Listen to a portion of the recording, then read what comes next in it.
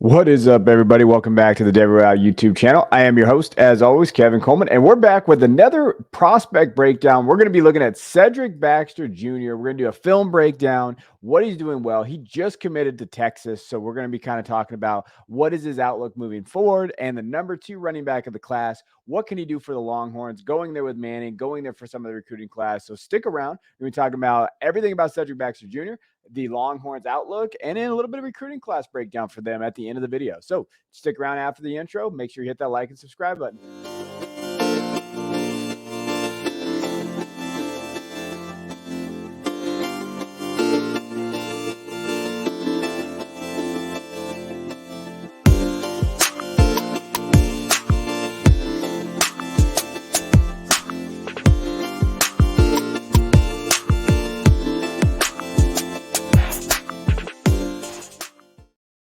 All right, let's talk about Cedric and let's talk about what he's doing. So, if we're looking at just the measurables, where he comes in at 6'1", 215. When you're looking at just overall, like in terms of his prospects, he's a 26th ranked nationally running back coming in this class, number 2 overall. And just looking at the overall perspective of him, like Ruben Owens is 1, but again, you could probably flip-flop those guys right now in terms of where he's at. He's from Orlando, Florida, so 6th ranked recruit out of Florida. And again, he's a 5-star kid. So when you're looking at 98 composite score, he's there, right there in terms of it. He had offers from pretty much everywhere, but in Alabama, Florida State were kind of his top guys. But he signs with Texas. Now, when you look at his production, what he did in high school, 1,300 yards this last year, 1,700 yards before then. He has 3,000 yards. And again, we're talking about high school, stats. They're kind of up in the air in terms of what he was able to do. It's really hit and miss. But overall, when you're looking at just the numbers, he averaged 8.2 yards per attempt. You see what he's kind of been able to do each time he carries the ball. We're going to watch a little bit of his highlights. You see that as well. So just overall, he's a monster on the ground. And then you see that. Like, he earned all-state recognition his junior year. He did miss a little bit of time from injury his senior year. That's why you see those numbers dip a little bit. But in 9 games, he did that. So when we're talking about just overall, like, hey, he has a really good production style, which you see, right? So two-way, he was also a two-way player in 2020. So when you look at, like, that's why his stats aren't really up there. He got snaps at running back, defensive back, linebacker. He kind of was all over the place. Now, as far as the stats goes there, he did have about 400 yards rushing, but it was kind of up in the air. So I just put the 2 years that he started at running back on here. But just to show you. Now, as far as passing goes, the numbers are all over kind of the place. But he did catch 7 passes for 102 yards in the score his junior year. Senior year, kind of in there, but he did have some balls that he caught. So receiving kind of out there. We're going to talk about that in terms of, like, not necessarily weaknesses, but just not enough of a profile, not enough of a marker for us to know what he does well there. Now, let's talk about kind of what the strengths are of his. So first, he's a workhorse. When you're looking at what he's able to do, I would call him a 3-down back. But again, like I just mentioned, we have to figure out what he's going to be with that receiving profile. But he has the ability, right? So we're thinking of, like, just his workhorse ability, kind of gets down. He gets down into the north-south runner. He's going to make you have to tackle him, and he's a hard person to bring down. He has the strength. So he's got a really upright run style when you talked about him. Head down, ready to go. And not one guy's going to take this kid down. And that's pretty good for a kid. So when you're looking at a profile, 6'1", 215, and you think of a profile of, like, all right, if I'm going to draft this kid, if I'm playing a Devy or fantasy, right? If you're in that kind of thing, when we project these guys, what are we looking for? And I think this running back class has had some question marks. And, Cedric's a guy that I've kind of come around on, because projection-wise, what he does well are things that we've seen running backs, hold that value in Devy and just hold that value in what he does there. And I think that Cedric does that really well with his strength and his workhorse stuff. You see his size, his speed, like, he already has that weight on there and what he's able to do. Like, those are the things that you really like to see. Contact balance as well. So he does a really good job of getting hit, stand on his feet. You'll see that from the tape. And that's why his yards per average is so big. Now, I don't put, all my eggs in that basket, because those things can be misleading, especially in high school. But it is something to know, right? Now, I didn't put speed on either one of these, really. Like, top end speed is kind of a weakness. We'll talk about it, but he did get lasered at 4.5 in the 40. So depending on where you ask, like, that could be there, right? That kind of goes with his contact balance, though, his ability to kind of get off of people. He cuts up really well. You're going to see that with his strength. Like, there are little things that he does pretty good when you're talking about it. Now, as far as things you got to work on, pass catching, number one, it's a highlight, because a lot of the stuff that you're going to see is not pass catching. A lot of the stuff that they talked about on his film, they talked about, scouts have looked at, like, you're not going to see that. Now, there are cases where scouts have talked about where he did well in 7-on-7 camps. Okay, that's great, but we want to see that translate over to the field, right? Top end speed again. If he did get lasered at 4.5, but there are times where he's going to get caught.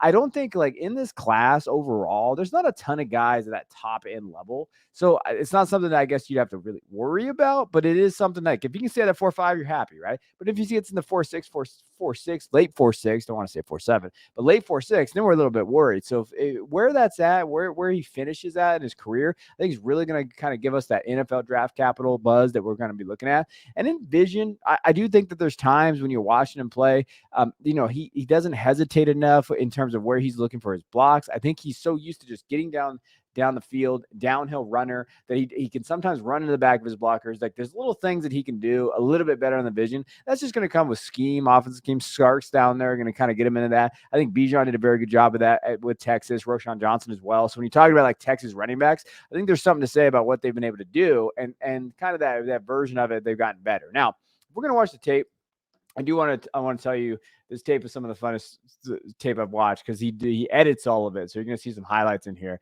But again, you're going to see him here. Again, you know, punt return. I think this just highlights what he can do. Now, if he has this speed right here, then that's what you like to see, right? So if I'm saying top end speed, if he can do that consistently and especially in the vision, you're going to see that. Now, this is what I was talking about. He puts on his big dog status stuff there, which I laugh about. But again, he has enough speed to get it here. So I understand that he played a pretty good competition in Florida, but when you're talking about competition in the next level, that's what we want to see there. So before you get into YouTube comments and yell at me over top end speed comment, that's what I'm meaning. Like I know he's fast, I know he can do this stuff, but can he do this in college, right? That's the question mark here. But you see him take it off here, going through it. Like those are the things that made him top 3-2 running back of this class.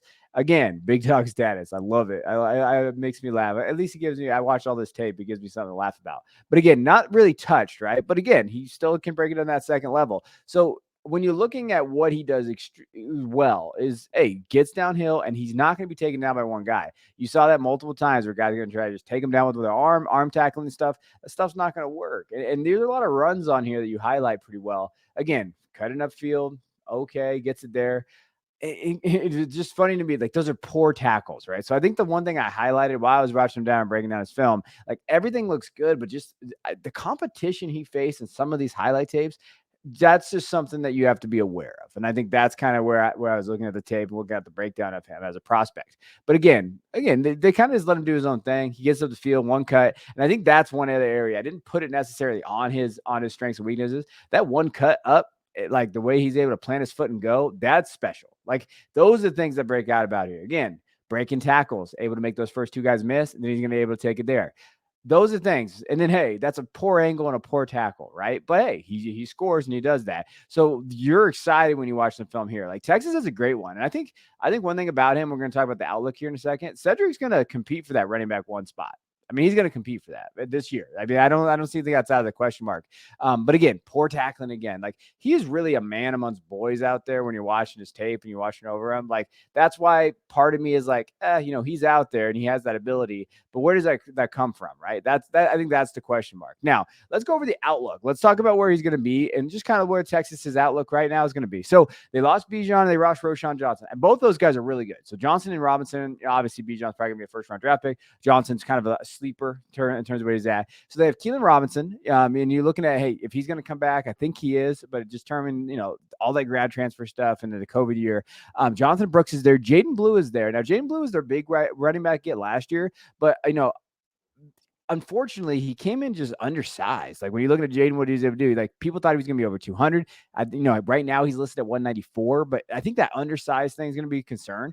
I think he's going to step right in. So when you're looking at Baxter, I think he has a chance to kind of come in there and really compete. Like Quinn and those guys are going to need a heavy running back kind of usage there. I know when they got Adonai Mitchell from Georgia, transfer wide receiver. I know they've kind of DeAndre Moore coming in, Ryan Niblett. So they have some wide receivers coming in. Jonte Cook, who I really like the second. Like they have some wide receivers coming in that are going to be valuable, but they're going to have to lean on that running back. They're going to have to lean on that running back room. I know. And again, they're going to get some guys back from injury, Noor and these other guys, but they're going to have to lean on it. I think Cedric's going to step right in there and he can literally be their running back one midway through the year. Like we've seen a lot of these really good freshman running backs be. And so that's something to really like. In terms of value where he's going in Devy drafts, like he's going in the second round.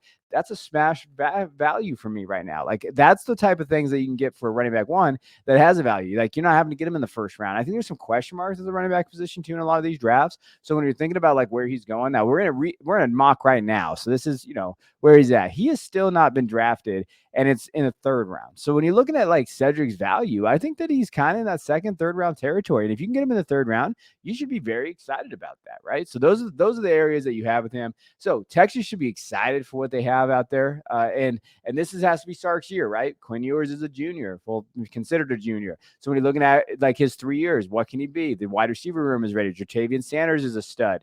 And now you're going to have Baxter coming, stepping in, kind of for Bijan, kind of going to have a running back by committee room. But I think he's going to take over that backfield. He's someone that I really, really have been high on. So appreciate you guys. Hit that like and subscribe button. Let us know. Check out our Patreon if you like college football, if you like Devy, fantasy, those things. We do our Patreon. It's $3 a month.